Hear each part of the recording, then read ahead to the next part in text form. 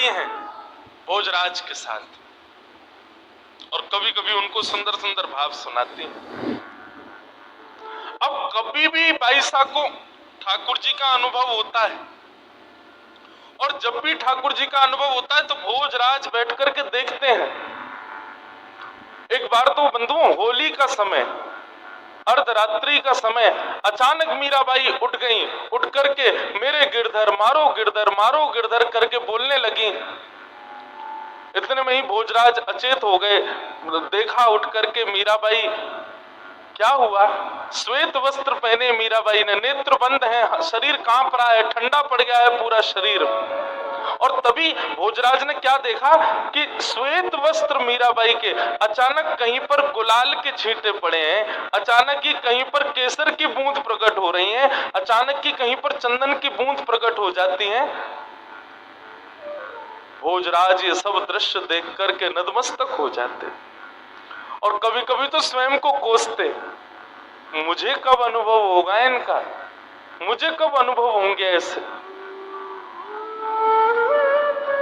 ऐसी अनुभूतियां भोजराज को होने लगी और ज्यों-ज्यों ये अनुभूतियां बढ़ने लगी त्यों-त्यों भोजराज की भक्ति मीराबाई के चरणों में बढ़ने लगी। अब तो वो इसी भाव से मीराबाई के साथ रहने लगे। एक दिन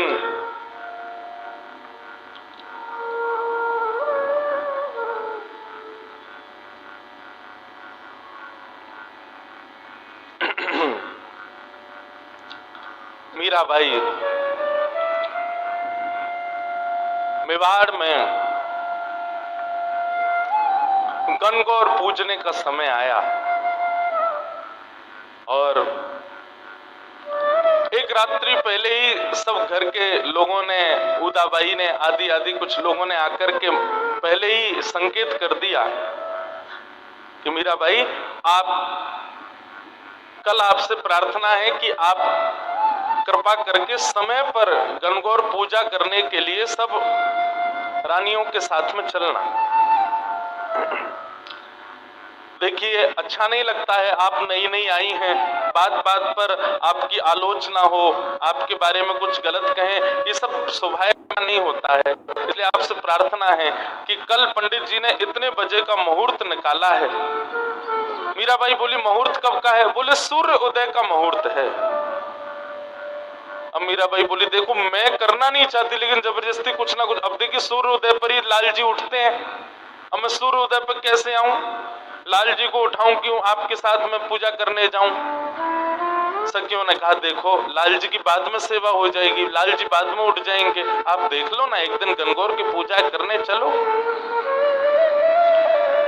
मीराबाई रात भर सोचने लगी, क्या करूं क्या करूं क्या करूं। ब्रह्म मुहूर्त का समय हुआ, मीराबाई उठ गई, नहा धो करके ठाकुर जी के लिए जल उष्ण किया, चूल्हे पर गर्म करके जल, जैसे ही बोले आज ठाकुर जी की जल्दी सेवा कर देती हूँ। जैसे ही उष्ण जल लेकर के ठाकुर जी को उठाने के लिए पद गाना प्रारंभ कर ही रही थी कि पद प्रारंभ करते मीराबाई के मन में आया, रात भर तो ये उधम मचाते हैं, रात भर तो ये हमारे संग में बातें करते हैं, रात में इतनी देरी से सोए हैं, थक गए होंगे, हार गए होंगे, और मैं भी कितनी कितनी कितनी दूषित भाव वाली हूँ। मैं ये भी विचार नहीं कर रही हूँ कि इनको भी नींद आ रही होगी, रात में देरी से सोए हो, मैं इनको उठा दूंगी। और गाते गाते मीराबाई रुक गई, रुक करके बोली, नहीं अभी थोड़ी देर पहले ही तो सोए, अभी कैसे उठा दूं? फिर मन में आता है, बोली कि नहीं उठाऊंगी, नहीं सेवा करूंगी तो फिर सूर्योदय होगा, मुझे गणगौर के लिए जाना पड़ेगा, वहां जाएंगी, फिर पूजा होगी, फिर नाच गाने होंगे, आदि आदि सब चलेगा, आधा दिन तो उसमें ही निकल जाएगा, फिर सेवा कब करूंगी? आके सेवा करूं, तब तक भूखे प्यासे बैठे रहेंगे बेचारे। अब मीराबाई संकट में पड़ गई, क्या करूं, जाऊं नहीं जाऊं, सेवा करूं नहीं करूं। जप करने लगी, बैठे बैठे जप करते करते करते इतने में सूर्योदय का समय हो गया और सूर्योदय का समय होते ही मीराबाई ने पद गाया, ठाकुर जी को उठाने का पद आया, ठाकुर जी को उठाया,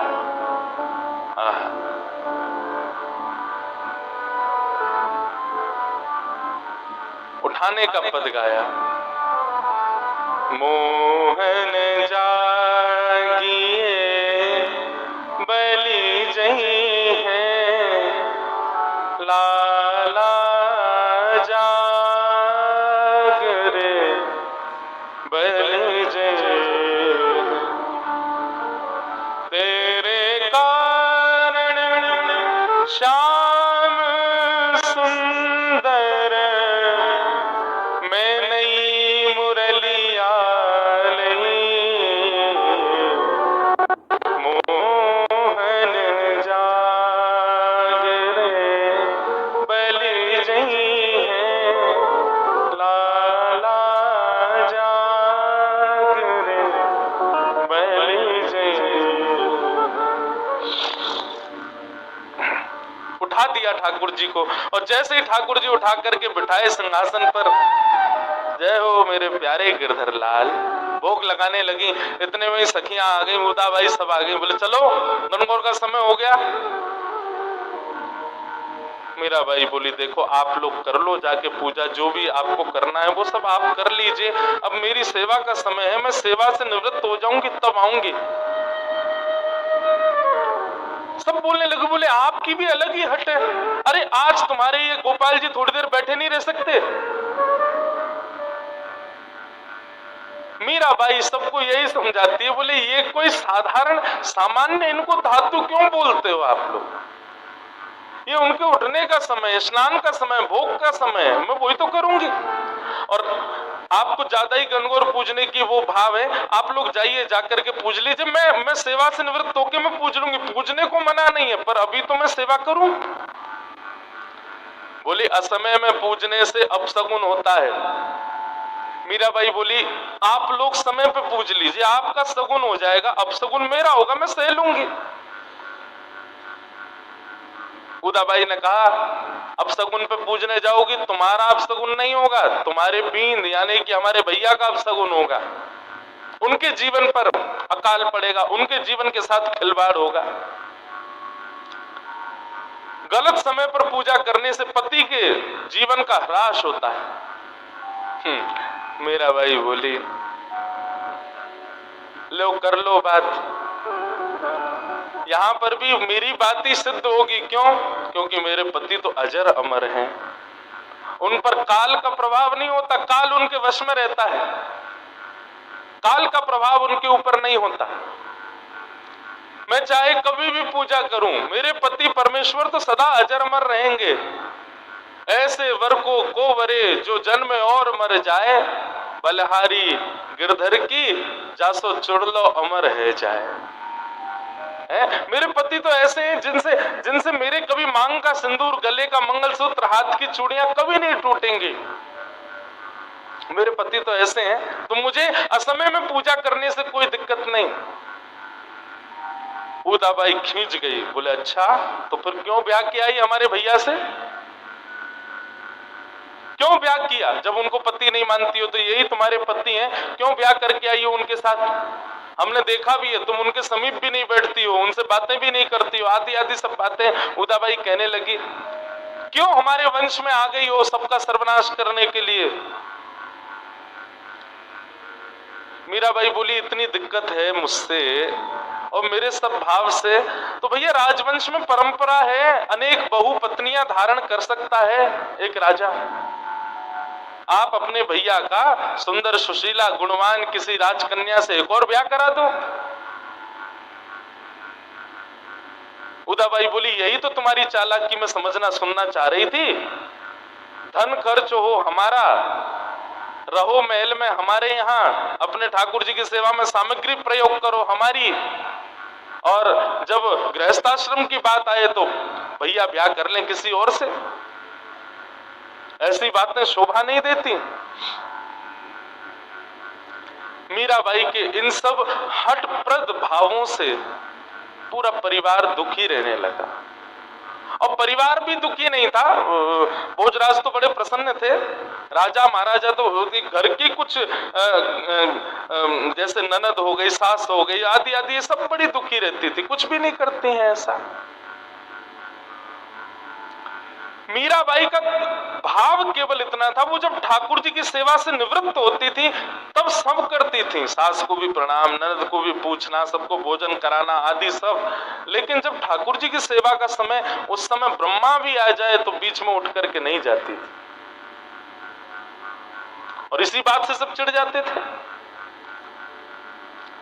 सब ने जाकर के एक दिन उदाबाई ने भोजराज से जाकर के शिकायत कर दी, बोले ऐसी बिंदड़ी आई है तुम्हारी, किसी की सुनती नहीं, मानती नहीं, अपने अपने भाव पूर्ण करती है केवल।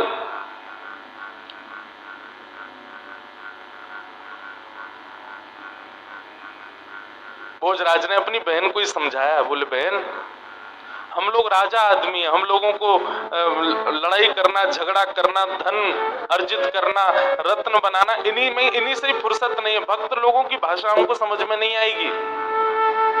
मीरा भक्त है, वैष्णव है, उसके भक्ति भाव में उसको लगे रहने दो, हमारे तुम्हारे विषय से परे है उसके भाव। इसलिए बहन मैं भी कहूंगा कि तुम भी ज्यादा मत पड़ा करो, उसको करने दिया करो जो उसका भाव हो। उदाबाई बोली खुद हमारे पति की भी बुद्धि पर कुछ टोना कर दिया इसने, हमारे भैया की बुद्धि पर भी कुछ टोना कर दिया, वे भी कुछ नहीं समझ रहे बात को।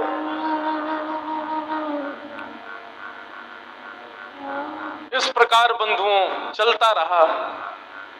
लेकिन एक बहुत सुंदर समय आया, और वो सुंदर समय ये था कि जब से मीराबाई मेवाड़ विराजने लगी, अपने ससुराल आ गई, तो वृंदावन से, अयोध्या से, जगह जगह से संत जन पहले जब पुष्कर जाते थे तो पहले मेड़ता जाते थे, और मेड़ता में राव दूधा जी के यहाँ पर रह करके थोड़ा कुछ दिन व्यतीत करते, और उसमें भी लोभ होता था मीराबाई के दर्शन का। मीराबाई का दर्शन करते और दर्शन करने के बाद फिर पुष्कर जाते थे। लेकिन अब मेड़ता में संतों की जमात आनी बंद हो गई। क्यों? मीराबाई तो है नहीं। लेकिन कुछ संतों को बड़ी व्याकुलता हुई मीराबाई के दर्शन की, तो वे सब मेवाड़ पहुंच गए। अब मेवाड़ में एक संत, दो संत, 10 संत आवे तब तक तो ठीक था, लेकिन अब तो जमात की जमात 100-100 संत मेवाड़ आने लगे। मेवाड़ के लोग तो भयभीत रहते थे कि कब आक्रमण हो जाए, क्योंकि एकमात्र ऐसा राज्य था भारत का जहां पर कोई भी पराजय नहीं कर पाया किसी को। तो राजाओं को लगा था संतों के रूप में कहीं ये रूप बदल करके मुगल तो नहीं आते हैं। इसलिए जितने भी संत मेवाड़ आते थे उनके साथ में अनुचित व्यवहार किया जाता था ताकि ये दोबारा ना आवे। और मेवाड़ में एक आध मंदिर था थोड़ी दूरी पर, वहीं उनको वहीं तक सीमित रखा जाता था, कहीं से भी वो राजभवन के पास ना पहुंचे, ऐसी व्यवस्था देखी जाती थी। अब राजभवन में मीराबाई उनके दर्शन के लिए तो आते ही थे सब। तो मीराबाई को जब ये बात खबर पता चली कि संत जन आते हैं, तो मीराबाई राजभवन की एक अटारी पर कभी कभी जाकर के खड़ी हो जाती और वहीं से ही संतों के ऊपर पुष्प वर्षा करती, वहीं से ही उनकी आरती करती, वहीं से ही दंडवत प्रणाम करती, संतों का सम्मान कर देती और संतों को मीराबाई का दर्शन हो जाता है। भोजराज ने जब ये बात भोजराज जी को पता चली तो भोजराज ने जाकर के संतों से पूछा कि आप सब वैष्णव हैं, संत जन हैं, तीर्थों में भगवत दर्शन करने जाते हैं, आप मेवाड़ क्यों आते हो? और मैंने जैसा देखा कि हमारे यहाँ की प्रजा आपका ज्यादा सम्मान नहीं करती, आपका अपमान कर देती है, फिर भी आप मेवाड़ आते हो। संतों ने बहुत सुंदर बात कही, बोले कि राजा भोज, हम वैष्णव संत जन पहले मेड़ता जाया करते थे, वहां तो मीराबाई का सहज दर्शन होता था। तो मीराबाई के दर्शन से प्रभाव ये होता था कि हमारे चित्त में भजन की और ऊर्जा प्रकट होती थी, भगवत स्मरण करने के और ज्यादा भाव प्रकट होते थे। लेकिन जब से मेड़ता से मीराबाई चली गई, हमारे हृदय में कभी कभी भावना होती है कि हम अपने भजन को और थोड़ा दीर्घ करें। मेड़ता जाते हैं तो वहां मीराबाई मिलती नहीं, इसलिए हम लोग मेवाड़ आते हैं ताकि यहाँ आकर के मीराबाई का दर्शन करें, और दर्शन करते हमारा भजन बढ़े। संतों का भजन बढ़ता था मीराबाई का दर्शन करके। भोजराज जी ने यह भाव जाकर के राजा कुंभा को बताई, भोजराज जी के पिताजी। और कुंभा जी ने जब ये बात सुनी तो भोजराज जी और कुंभा जी दोनों के भाव से मेवाड़ में एक मंदिर बनाया गया, राजभवन से थोड़ी दूरी पर। और मंदिर बना करके संतों के लिए विशेष उपस्थिति वहां हो, संतों की व्यवस्था हो, संतों का आगमन होता रहे, ऐसा भाव वहां पर व्यवस्थित किया।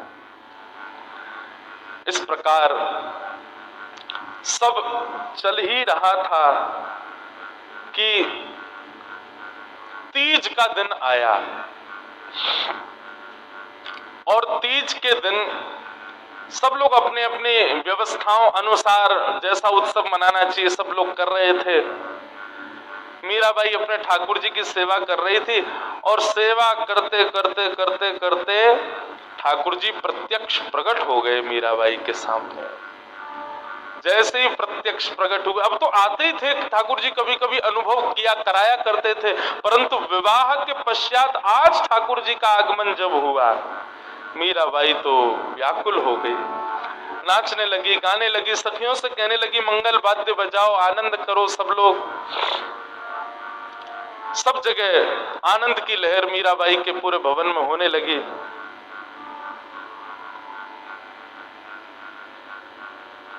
और मीराबाई गा रही हैं बहुत सुंदर एक पद।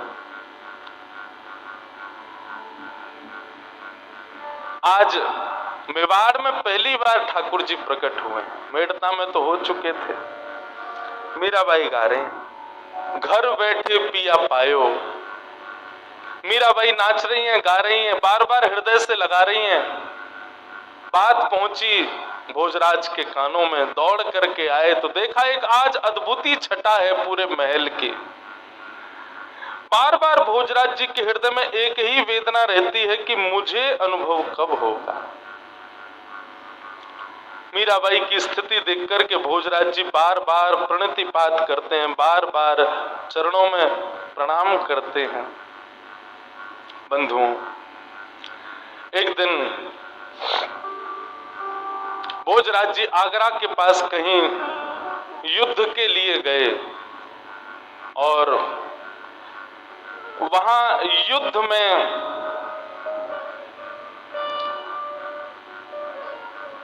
बहुत गहरी चोट लगने की वजह से भोजराज जी जख्मी हो गए। जब उनको लाया गया वापस मेवाड़, वैद्यों ने चिकित्सा की, खूब औषधियां प्रदान की, लेकिन वैद्य जान गए थे कि विषैला बाण लगा है, जिसकी वजह से अब भोजराज जी शायद बहुत लंबे समय तक जीवित नहीं रह पाएंगे। भोजराज जी को चोट लगी, लेकिन ताने सब कसने लगे मीराबाई पे। बोले इसी की वजह से ही हुआ है, देवी पूजा करने से इनकार कर दिया, गणगौर पूजा करने से इनकार कर दिया, ये कर दिया, वो कर दिया, आदि आदि सब बातें कहने लगे। परंतु भोजराज जी जानते हैं कि मीराबाई का ऐसा कोई भाव नहीं।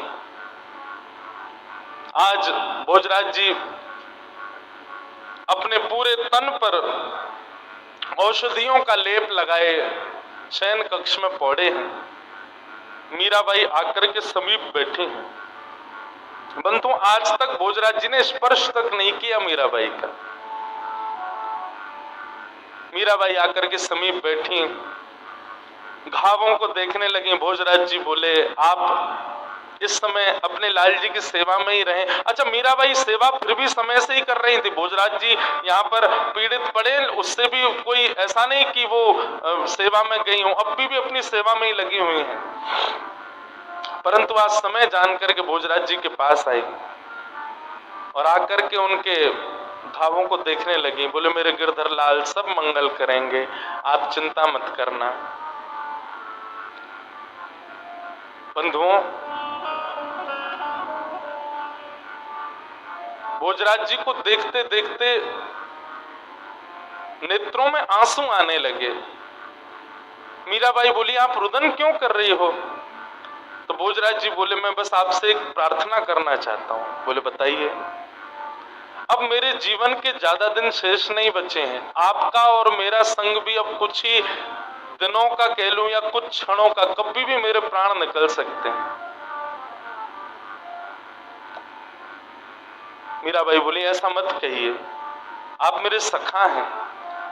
बोले सखत्व तो पहले ही खत्म हो चुका, आप मेरी गुरु हो, मैं आपका शिष्य हूं, परंतु मैं अपने शिष्यत्व का निर्वहन नहीं कर पाया। अपने जीवन में गुरु की आज्ञा की कोई भी भाव का मैं पालन नहीं कर पाया हूं। पर मैं आपसे एक बात कहना चाहता हूं, मेरे जीवन के कुछ समय शेष रह गए, मुझ पर कृपा कीजिए। मीराबाई बोली आज्ञा करें, आप क्या चाहते हैं? भोजराज जी के नेत्रों से आंसू गिरने लगे और कहने लगे मुझे गिरधर का साक्षात दर्शन कब होगा? मुझे उनका साक्षात दर्शन कब होगा?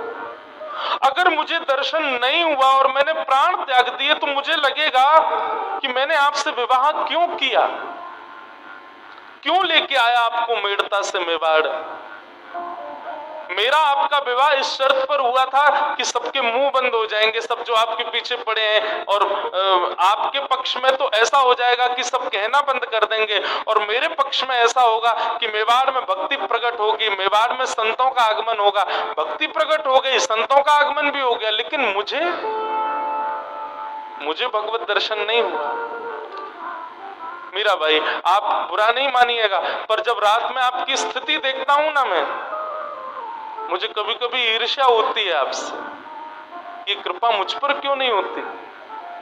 होली के दिन जब आपके श्वेत वस्त्रों को मैंने रंग में अपने आप प्रकट होते हुए देखा, मुझे लगा मेरे ऊपर ये कृपा कब होगी, मैं तो इसके सदा अयोग्य हूं।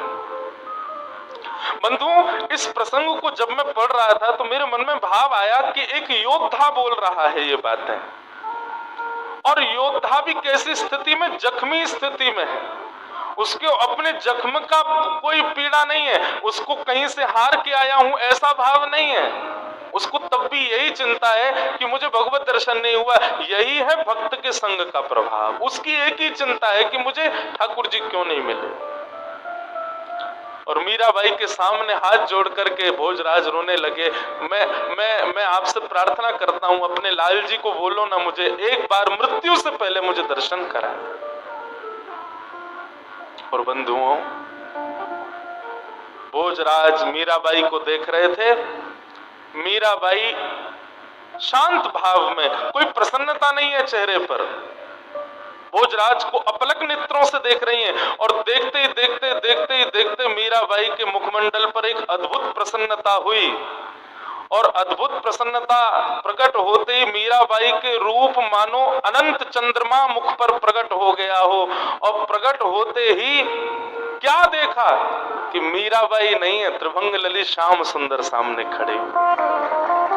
मीराबाई के स्थान पर स्वयं ठाकुर जी बैठे हुए। भोजराज के सिर पर हाथ फेरते हुए कहा, राजा भोज क्यों परेशान होता है? तू मीरा के साथ थोड़ी रहता है, तू मीरा के पास थोड़ी बैठता है, तू मीरा को प्रणाम थोड़ी करता है, तू मीरा को थोड़ी देखता है, तू मीरा के रूप में मेरा ही दर्शन करता है। मैं मेवाड़ आया ही मीरा के रूप में तुझ पर कृपा करने के लिए था। और ये दर्शन करके भोजराज का हाथ कंपित होने लगा। क्या समझ में आया बंधुओं? 4 प्रकार की मुक्ति होती है, उसमें एक सायुज्य मुक्ति, सामिप्य मुक्ति, साक्त्य मुक्ति, और एक एकाकार रूप मुक्ति। एक मुक्ति का रूप होता है जिसमें भक्त और भगवान विलग्न एक ही हो जाते हैं। मीराबाई उस स्थिति में आ चुकी थी, और आज राजा भोज ने उस रूप का दर्शन कर लिया।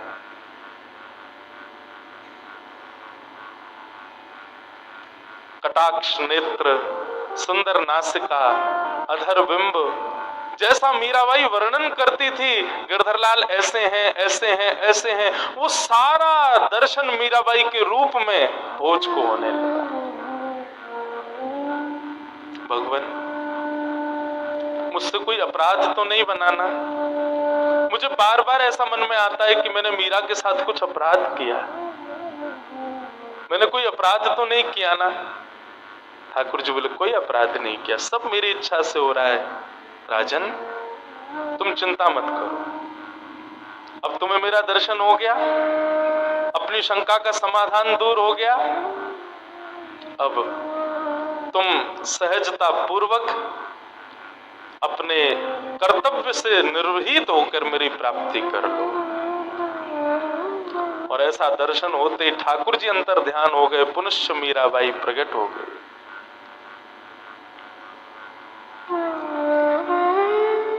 मीराबाई को नहीं पता था क्या हुआ। बोले आप रो क्यों रहे हैं? आप ऐसे प्रसन्न मुद्रा में क्यों हैं? क्या हुआ? कुछ हुआ क्या? भोज बोले नहीं नहीं, कुछ नहीं हुआ देव। रोंगटे खड़े हो रहे हैं, पीड़ा दूर हो गई है, अब तो दर्शन हो गया भगवत, अब तो प्रतीक्षा चल रही है।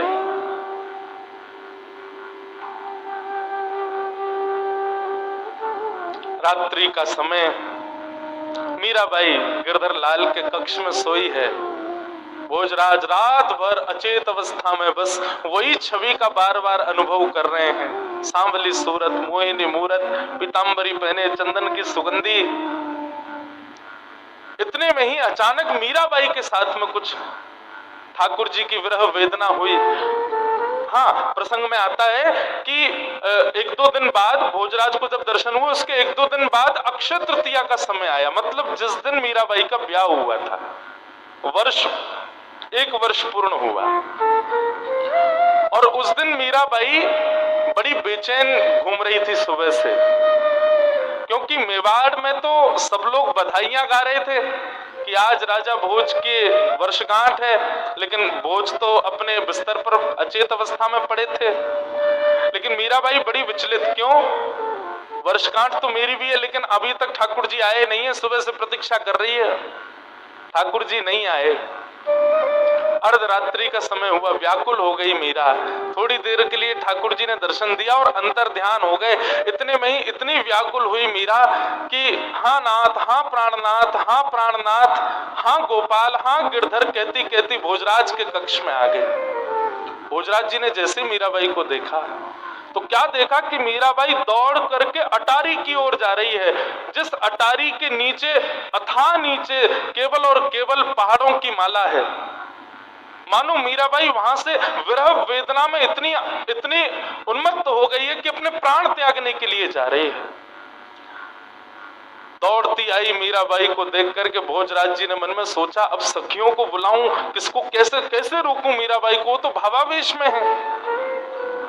जैसे मीराबाई पहुंची अताड़ी पर और एक चरण बाहर किया ही था, भोजराज जी दौड़ करके गए और मीराबाई को अपने अंक में भर लिया, भर करके नीचे उतारा। और नीचे उतारते ही भोजराज जी दूर हो गए और आत्मग्लानि करने लगे, मैंने अपराध कर दिया, मैंने अपराध कर दिया, मैंने अपराध कर दिया, मैंने वचन दिया था कभी स्पर्श नहीं करूंगा, ये मैंने क्या कर दिया। और इसी आत्मग्लानि में रुदन करने लगे। मीराबाई अचेत अवस्था में पड़ी है, भोजराज नीचे चरणों में बैठे हैं मीराबाई के। प्रातः काल का समय हुआ, जैसे मीराबाई उठी तो देखा चरणों में सर झुकाए भोजराज लेटे। तुरंत उठ करके सहज हुई। भोजराज जी बोले, मुझे क्षमा कर दो, मैंने बहुत बड़ा अपराध किया। कल ऐसे ऐसे लीला हुई, आप दौड़ करके बाहर की ओर जा रही थी, मैंने सोचा किसी को बुलाऊंगा, तब तक आपके प्राण निकल जाते, इसलिए मैंने आपका स्पर्श किया, आपको पकड़ करके यहाँ लिटाया, स्पर्श हुआ, मैंने अपनी प्रतिज्ञा तोड़ी, मुझे क्षमा कर दीजिए। मीराबाई बोली, आपने मेरे प्राणों की रक्षा की, और प्राणों की रक्षा करने में यदि प्रतिज्ञा को सर्वोपरि माना जाए तो अपराध है, पर प्राणों की रक्षा के लिए अगर प्रतिज्ञा तोड़ दी जाए तो उसमें कोई अपराध नहीं। आप चिंतित मत हो। भोजराज जी जब से मीराबाई का स्पर्श उनको प्राप्त हुआ तब से उनको ठाकुर जी अब सहज दिखने लगे। मतलब मानो ये लीला हुई ही इसीलिए थी कि भोजराज का अंतिम समय समीप आए और उसके चित्त में मेरी स्मृति बने, उसके लिए मीरा का स्पर्श आवश्यक है। अब तो भोजराज जी नेत्र बंद करते हैं और उनको श्याम सुंदरी दिखते हैं। आज पता नहीं क्यों मीराबाई ने 16 श्रृंगार किया और 16 श्रृंगार करके भोजराज जी के पास आकर के बैठी। भोजराज जी मीराबाई को देखने लगे, कभी तो मीरा दिखे, कभी श्याम सुंदर दिखे, मीरा दिखे, श्याम सुंदर दिखे। और देखते देखते देखते भोजराज जी ने हाथ जोड़ लिए, मीरा गोपाल, मीरा गोपाल, मीरा गोपाल, मीरा गोपाल, मीरा गोपाल, मीरा गोपाल की धुन गाते गाते कीर्तन करते करते भोजराज जी के प्राण निकल गए। पूरे मेवाड़ में मानो जैसे पहाड़ टूट पड़ा हो संकट का।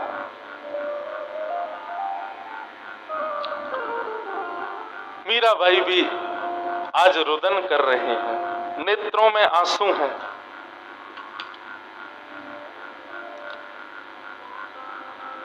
क्यों? एक सत्संगी मित्र चला गया छोड़ करके। परिवार के जनों ने आकर के फिर मीराबाई को ही कोसा। 16 श्रृंगार करके बैठी है, पति के प्राण निकल गए, यहां तो सज धज करके बैठी है। चंदन की लकड़ियों पर चिता लगाई और राजा भोज को अंतिम क्रिया उनकी की गई। मीराबाई एक दिन तक तो शोक मनाती रही, परंतु अगले दिन स्नान करके मानो जैसे सूतक से निवृत्त होकर के लग गई ठाकुर जी की सेवा में पुनश्च। विचार करो बंधुओं,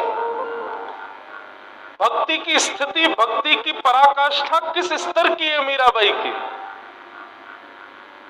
हमारे साथ में एक अनुचित क्रिया हो तो हम अपने भाव और अपने नियम और अपनी जो रोज की हमारी दिनचर्या है उसमें कटौती करने लगते हैं,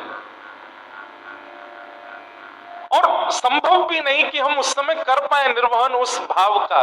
पर मीराबाई ऐसे ही नहीं गिरधर गोपाल मिल गए उनको।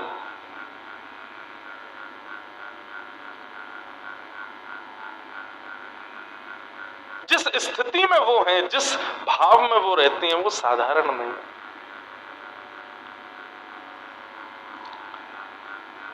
दूसरे दिन से ही मीराबाई तो अपनी सहज सेवा में लग गई ठाकुर जी की में। और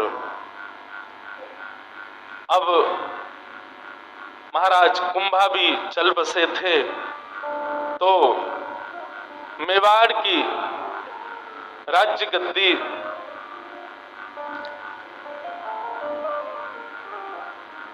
छोटे भाई को प्रदान कर दी गई और उदाबाई और विक्रमादित्य राजा अब मेवाड़ के राजा हैं। वे ही अब मेवाड़ को संभालते हैं। मीराबाई तो बस अपने गोपाल जी की सेवा में, गिरधर की सेवा में सदा मग्न रहती हैं। जब से विक्रमादित्य राजा बने मेवाड़ के, मीराबाई के जाकर के उन्होंने कई सारी प्रतिबंध लगा दिए कि अब आपका मंदिर जाना बंद, वहां नाचना गाना बंद। हमारे पहले भाई को ले गई, हमारे पिताजी भी चले गए, हमारे पूरे कुल खानदान को आपने सर्वनाश कर दिया। आपको जो करना है महल के भीतर रह करके करिए, अब आप बाहर आना जाना बंद कर दीजिए। मीराबाई बोली, मुझे रोक लो, मेरे ठाकुर जी को थोड़ी रोक पाओगे। ठाकुर जी तो खूब आएंगे, खूब जाएंगे, वो तो खूब कृपा करेंगे, मुझे कोई आवश्यकता नहीं बाहर जाने की, मेरे तो ठाकुर जी भीतर ही आ जाएंगे। और मीराबाई लगी अपने ठाकुर जी की सेवा। ज्यों ज्यों संकट बढ़ते जा रहे हैं, त्यों त्यों मीराबाई की भक्ति और पुष्ट होती जा रही है।